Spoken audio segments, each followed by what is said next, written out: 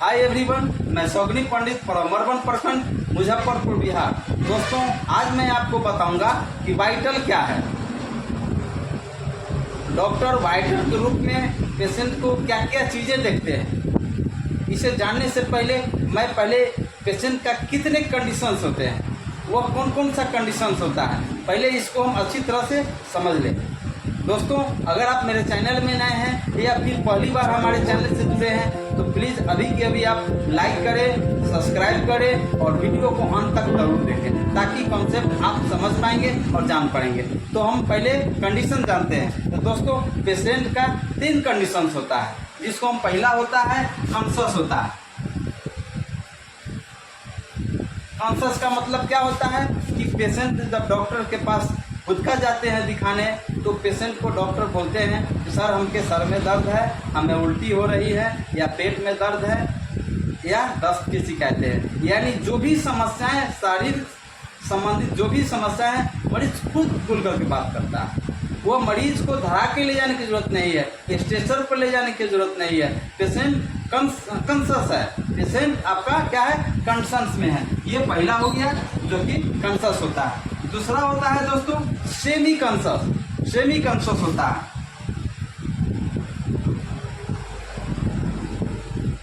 Semi conscious में क्या होता है, अर्ध बेहोशी।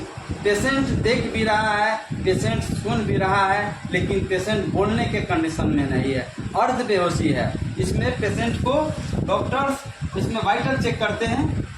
वाइटल तो सभी में चेक करना है, पेशेंट का नॉर्मल क्या है, एबनॉर्मल क्या है, इसको आपको चेक करना है। तो सेमी कॉन्शस में क्या हो गया, अर्ध बेहोशी हो गया। तीसरा होता है अनकॉन्शस।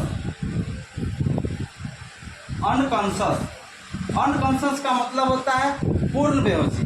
पेशेंट आपका क्या है, पूरा बेहोश है, न बोल सकता है, न चल सकता है ना।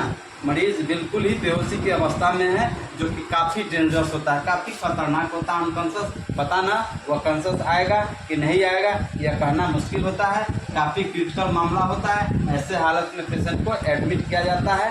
पेशेंट को प्रॉपर डॉक्टर्स के निगरानी में उसका चिकित्सा कार्य होता है, इलाज होता है। इसे एक चीज़ और जाने, इसमें पेशेंट का जो है, जो भी तबीयत खराब होता है, बीमार पेशेंट पड़ते हैं तो डॉक्टर्स उसको 3 कैटेगरी में उसको कंडीशन को आप रखते हैं। जो कि पहला होता है माइल्ड, दूसरा होता है मॉडरेट और तीसरा होता है सीवियर। तो क्या होता है, माइल्ड में जैसे किसी को सर में दर्द हुआ, हल्का सा सर में दर्द हुआ, माइल्ड है तो वह चलेगा। या किसी पेशेंट को पेट में हो सकता है कि दस्त हुआ हो, दर्द 2-4 पतला पैखाना हो गया, लेकिन पेशेंट का कंडीशन ठीक है, पेशेंट आपका कॉन्शस में है, पेशेंट आपका ठीक है, माइल्ड है, हल्का हुआ है, इसको टैबलेट आप दे करके इसको आप ठीक कर सकते हैं। इसमें पानी चढ़ाने की जरूरत नहीं है। दस्त हो रहा है, आज लोगों का कहना हो गया पानी चढ़ा दो, ऐसी बात नहीं है। इसको आप टैबलेट से भी सकते हैं। मॉडरेट हो गया, मॉडरेट का मतलब इससे थोड़ा सा नहीं खराब कंडीशन हुआ, इससे क्या हो गया, खराब कंडीशन हो गया। इसमें क्या हो गया, पेशेंट को प्रॉपर आपको केयर करने की ज़रूरत है, प्रॉपर इसको आप देख करके इंजेक्शन की ज़रूरत है तो आप इंजेक्शन लगाएं, दवाई देना है दे पेशेंट का कंडीशन के मुताबिक। और तीसरा होता है जो कि काफ़ी डेंजरस होता है, सीवियर कंडीशंस होता है। सीवियर होता है जो कि काफ़ी डेंजरस होता है। सीवियर कंडीशन में मरीज प्रॉपर डिहाइड्रेशन में चला जाता है, दस्त अगर हो रहा है तो डिहाइड्रेशन से इसमें पेशेंट को एडमिट किया जाता है। का जरूरत पड़ने पर मॉडरेट में भी किया जाता है, लेकिन सीवियर में बहुत ज़्यादा कंडीशंस खराब होता है, इसमें पेशेंट को एडमिट किया जाता है, उसको IPD कहा जाता है। एडमिट करके उसका प्रॉपर चेकअप होता है, उसका इलाज होता है, पेशेंट उसका ठीक होता है, पेशेंट उसके बाद ठीक होता है। अब हम जाने वाइटल के विषय में। वाइटल कितने हैं दोस्तों, जाने हम वाइटल के विषय में। दोस्तों, वाइटल 5 होते हैं, लेकिन 5 में वह कौन कौन सा वाइटल है जिसको डॉक्टर चेकअप करके पता लगाते हैं पेशेंट का कंडीशन क्या कंडीशंस है। तो दोस्तों, पहला हम देखो लिखते हैं, P होता है, P होता है और R होता है। इसको मेडिकल भाषा में उसको PPR कहा जाता है। तो हम लोग T देखते हैं, P देखते हैं और R देखते हैं। चौथा होता है BP, जिसको हम ब्लड प्रेशर कहते हैं, और 5वां होता है SpO2। ऑक्सीजन सेचुरेशन रेट पता चलता है कि मरीज़ का आपको ब्लड में ऑक्सीजन की मात्रा कितना है।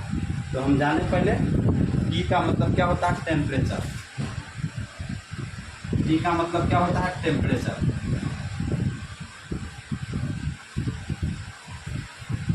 टेम्परेचर का मतलब क्या होता है, तापमान। मरीज का एक नॉर्मल तापमान का मतलब क्या है कि उसका मरीज का तापमान 37.5 डिग्री सेल्सियस होता है। 37.5 डिग्री सेल्सियस होता है। फ़ारेनहाइट की बात करें तब फ़ारेनहाइट में क्या होता है, 98.6 डिग्री फ़ारेनहाइट होता है। ये इसका बॉडी का तापमान होता है। अगर बॉडी का तापमान सामान्य से अधिक हो जाए, अगर 101 फ़ारेनहाइट हो गया, 102 हो गया या 104 हो गया, तो इसको हाइपरथर्मिया कहा जाता है। जब सामान्य तापमान से अधिक हो जाए उसको हाइपरथर्मिया कहा जाता है, या उसको डॉक्टर्स उसको पायरेक्सिया भी कहते हैं। मतलब अधिक बुखार हो गया है, इसको पायरेक्सिया हो गया है, इसको कहते हैं। अगर तापमान सामान्य से कम हो जाए, जैसे 96 हो जाए, 95 हो जाए, यह कंडीशन बहुत ख़राब होता है, इसको कहा जाता है हाइपोथर्मिया। आप ठंड के दिनों में देखते हैं खूब राइगर खूब कपकपी होता है, ठंड के कारण देह हाथ कोल्ड हो जाता है, आइस की तरह हो जाता है, तो क्या कहा जाता है, हाइपोथर्मिया। अब ये जो तापमान है वो कितने विधि से और कहाँ कहाँ मापा जाता है, जिसे पता चलता है बॉडी टेम्परेचर के स्थिति। तो दोस्तों इसको नापने के लिए पहला होता है जो कि एक्सला होता है। ये एक्सला हुआ यानी कांख में उसको लगा करके देखा जाता है। दूसरा होता है माउथ होता है, मुंह में जीभ के नीचे लगा करके आप देख करके पता कर सकते हैं कि आपका बॉडी टेम्परेचर क्या है, आपका बुखार है अथवा नहीं है। जो कि ये जो भी लगाते हैं एक्सिला चाहिए तो मुंह में 1 डिग्री आपको ज़्यादा मिले, इसमें 98 है तो मुंह में 99 मिल जाए। बॉडी का तापमान, माउथ का तापमान अधिक होता है। तीसरा होता है रेक्टम, मलाशय में भी जांच करके देखा जाता है। समझ लिए, एक्सिला होगा यानी कांख में, दूसरा मुंह में और तीसरा रेक्टम। रेक्टम का मतलब मलाशय, मलाशय में भी जांच करके देखा जाता है। चौथा आपको जांच देखने का जांघ के नज़दीक, दोनों जांघ के बीच में, जांघ के नज़दीक उसको माप करके उसको बॉडी टेम्परेचर देखा जाता है कि ये बॉडी टेम्परेचर कैसा है। लेकिन 90% 95% जो बॉडी टेम्परेचर होता है वह मापने का विधि आपका एक्सिला होता है, यानी कांख में ही जांच करके लोग देखते हैं कि क्या है। तो ये आपका मेथड हो गया बॉडी टेम्परेचर मापने का। आप समझ लिए बॉडी टेम्परेचर के विषय में कि हाइपोथर्मिया क्या होता है, पायरेक्सिया क्या होता है और हाइपोथर्मिया क्या है। अब हम बात करेंगे तीसरा जो होता है टी का मतलब पल्स। याद रखें तो हार्ट रेट और पल्स रेट दोनों सेम है, इसीलिए डॉक्टर आपको नाड़ी की गति देख करके पता लगा लिया जाता है कि हार्ट का कंडीशन क्या है। तो हम डिटेल से बात करें हम पल्स के विषय में कि पल्स रेट क्या होता है, इसको निकाल देते हैं।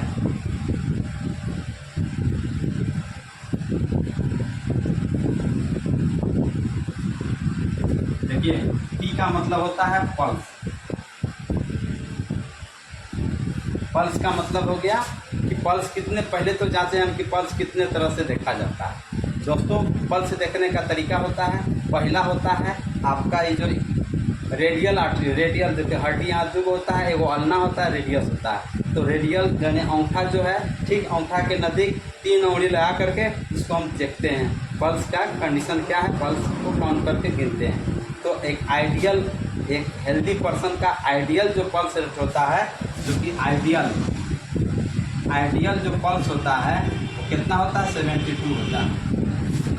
पल्स रेट आइडियल होता है। वैसे पल्स रेट की बात करें तो पल्स रेट आपका 60 से लेकर के 100 के बीच में अगर है तो आपको घबराने की ज़रूरत नहीं है, आपको चिंता करने की ज़रूरत नहीं है, आपका चलेगा, इसमें कोई दिक्कत नहीं है। लेकिन कभी कभी किसी पेशेंट को 99, जैसे किसी को देखते हैं कि 100 बुखार अगर है तो उसी में वो घबराने लगता है, उसी में उसको बहुत परेशानी होने लगता है। लेकिन ऐसी बात नहीं है, 60 से 100 के बीच में है तो चलेगा। लेकिन आइडियल बीपी पल्स क्या होता है आपका 72 होता है। तो पल्स आपको देखने का तरीका होता है, जो कि पहला मैंने बात किया कि आप नाड़ी की गति को यानी रेडियल के नज़दीक आर्टरी से आप देख सकते हैं। दूसरा होता है एल्बो के नज़दीक ब्रेकियल आर्टरी से आप देख सकते हैं। कैरोटिक से आप देख सकते हैं जो नेक के नज़दीक होता है। टिम्बरल से आप देख सकते हैं, इससे आपका पता चलेगा कि नाड़ी गति की पल्स का कंडीशंस क्या है। अब हम बात करें कि पल्स रेट जो होता है किस कंडीशन में बढ़ जाता है। तो पल्स रेट बढ़ने का कारण होता है कि पहला अगर कोई इन्फेक्शन आपके बॉडी में है, कोई ब्लडी में कोई इन्फेक्शन है, तो उस इन्फेक्शन के कारण क्या होगा, आपका पल्स रेट यानी हार्ट रेट आपका बढ़ सकता है, चाहे जो भी कंडीशन रहे। दूसरा होता है कि जब आप अधिक शारीरिक मेहनत करके आते हैं, खूब मेहनत, जैसे आप साइकिल चला करके आते हैं या आप शारीरिक मेहनत यानी व्यायाम करके आते हैं, जो भी कंडीशन हो, खूब मेहनत करके आते हैं, उस समय आपका क्या होता है, पल्स रेट बढ़ जाता है। तीसरा होता है कि अधिक क्रोध में है, झगड़ा करके आए हैं, गुस्सा करके आए हैं, मारपीट करके आए हैं, है ना, इस तरह से करके आते हैं, तो आपका पल्स जो है से कि आपका बढ़ा हुआ रहे। चौथा होता है दोस्तों कि अत्यधिक दवाओं का प्रयोग।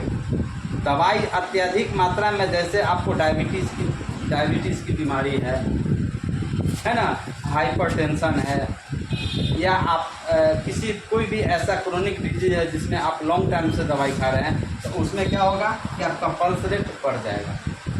पाँचवा होता है कि खून के कमी, जिसको हम एनीमिया कहते हैं, खून के कमी रहेगा तो उसमें क्या होगा, आपका बीपी बढ़ जाएगा। तो याद करें दोस्तों, नोट कर सकते हैं, जो कि पहला जो होता है इन्फेक्शन के कारण बढ़ता है, और दूसरा होता है एक्सरसाइज कर सकते हैं या फिजिकल एक्टिविटीज, शारीरिक गतिविधि के कारण बढ़ता है, और तीसरा होता है क्रोध, क्रिवेल, अगर गुस्सा में है, झगड़ा करके आए हैं, तो उसमें आपका बढ़ जाएगा। चौथा होता है दोस्तों कि आप जो है से कि खून की कमी होगा, एनीमिया,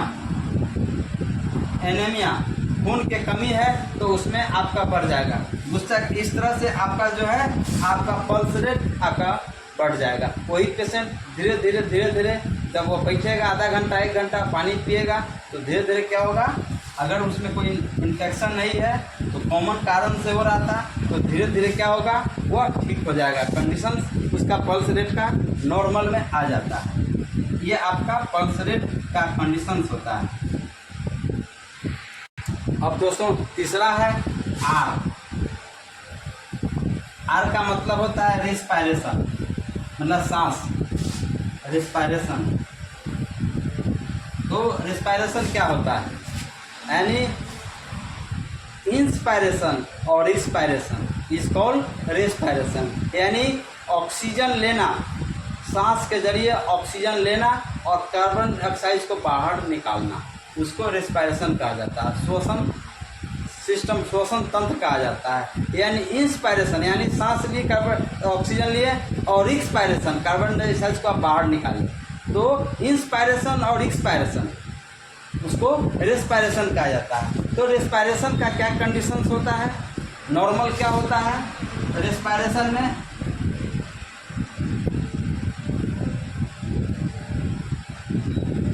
रेस्पायरेशन नॉर्मल क्या होता है, अगर चाइल्ड की बात करें, न्यू बर्थ बेबी की बात करें, जो कि न्यू बर्थ होता है, बेबी बर्थ टाइम जो उसका होता है, आपका रेस्पायरेशन कितना होता है, 40 से 44 होता है। वही कुछ शिशु साल 2 साल 3 साल का हो जाता है, जिसको हम चाइल्ड के रूप में कह सकते हैं, तो उसका हो जाता है 25 से 30 होता है सांस की गति।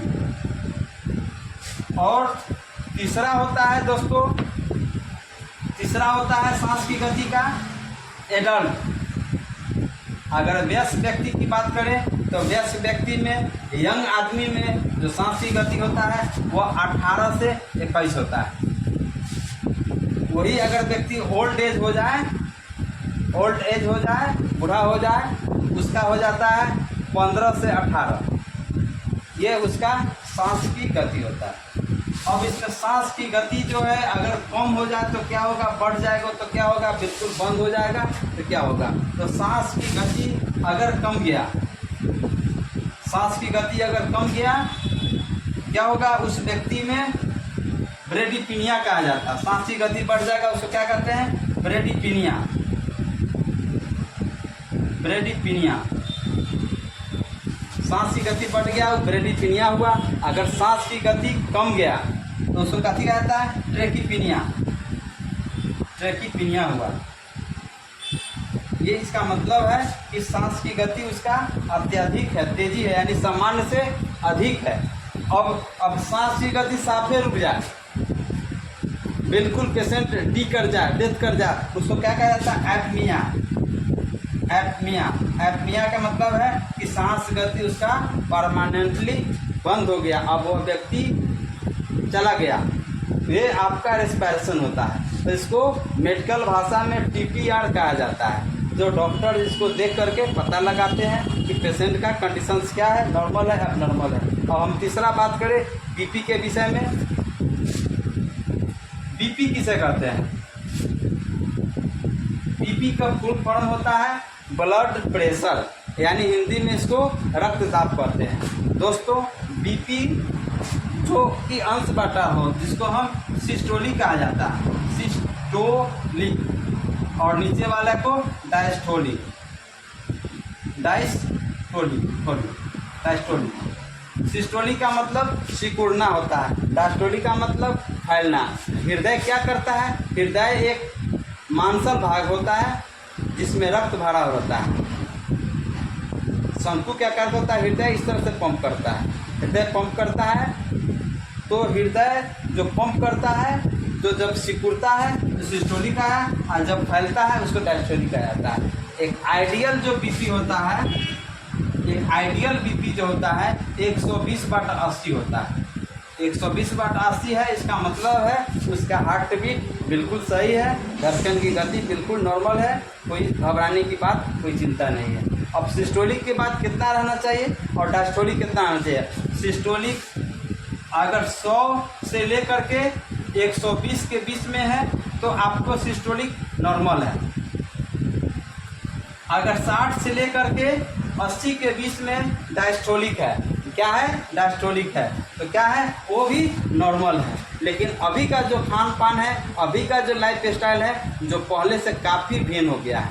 अब अकॉर्डिंग टू एज की बात करें, एज के मुताबिक बात करें, अगर किसी व्यक्ति का 35 से 40 साल उम्र है, अगर उस व्यक्ति का 140/90 भी आ रहा है, बशर्ते कि उसके बॉडी में कोई कंप्लेन नहीं है, घबराहट नहीं हो रहा है, पसीना नहीं चल रहा है, सांस की गति नॉर्मल है, पसीना चलते चलते काम कर रहा है, चेहरा लाल हो जाना, यानी हाइपरटेंशन का कोई लक्षण दिखाई नहीं दे रहा है, 140/90 है, मरीज का कोई कंप्लेन नहीं है, तो इसको नॉर्मल में माना जाता है। अगर यही आपको 160/100 हो जाए, 150/100 हो जाएगा, इसको कहा जाता है हाइपरटेंशन।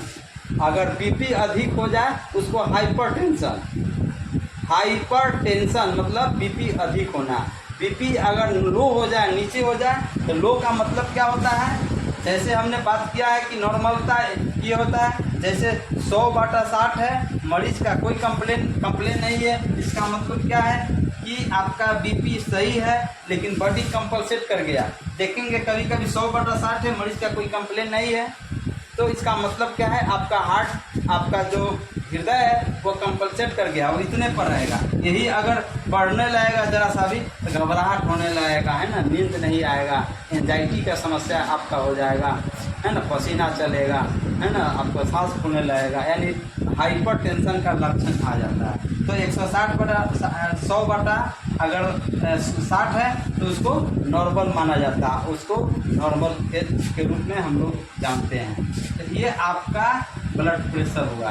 तो ब्लड प्रेशर किसे कहते हैं? तो ब्लड मतलब खून होता है, धमनियों पर पड़ने वाले दाब को रक्तचाप कहते हैं। जब हृदय पंप करता है तो पंप करने के बाद क्या होता है? आपके ब्लड वेसल से, रक्त नलिकाओं से आपका जो हृदय द्वारा जो रक्त फ्लो करता है ऑल ओवर बॉडी में, रक्त नलिकाओं द्वारा समस्त सेल तक जाता है, समस्त कोशिकाओं तक जाता है, जिससे कि हमारा सेल जीवित है, हमारा कोशिका जिंदा है।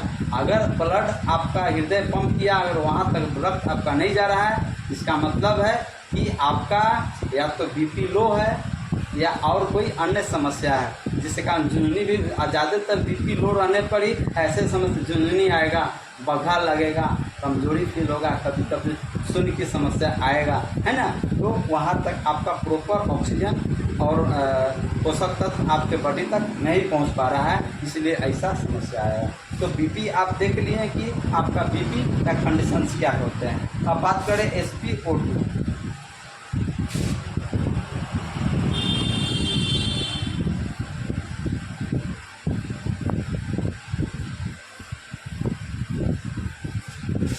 दोस्तों SpO2 जो होता है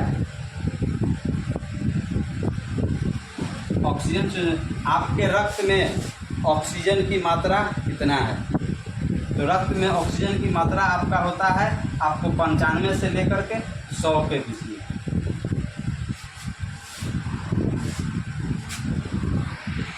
तो ये आप देख लिए ऑक्सीजन जो है आपके रक्त में, आपके ब्लड में 95 से 100 के बीच में रहता है।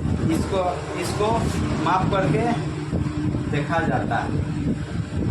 इसको जांचने के लिए एक मशीन होता है, SpO2 जांचने के लिए उसको फिंगर में लगा करके उसको देखा जाता है कि ऑक्सीजन की मात्रा कितना है, या बहुत सारा यंत्र है उसके ज़रिए उसको पता लगा सकते हैं। अगर आपको 95 से कम आ गया, 90 आ गया, 60 हो गया, तो उसको कहा जाता है हाइपोक्सिया में चला गया पेशेंट। वो कंडीशन कभी बहुत दयनीय कंडीशन होता है, खराब होता है। मरीज़ का खूब जोर से लंबा लंबा सांस लेगा, अगर उसको प्रॉपर ऑक्सीजन बॉडी में नहीं मिला या ऑक्सीजन आपको नहीं दिए तो पेशेंट का जान चला जाएगा, पेशेंट मर जाएगा। कोरोना काल में देखते थे क्या होता था, जब आपके गला में जो संक्रमण होता था, इन्फेक्शन जो होता था, तो आपका हार्ट बीट करते हैं, ऑक्सीजन की लेवल घट जाता था। तो हाइपोक्सिया में ये होता है। तो इस तरह से डॉक्टर आपको चेकअप पढ़ते हैं कि पेशेंट का कंडीशन नॉर्मल है या अबनॉर्मल है।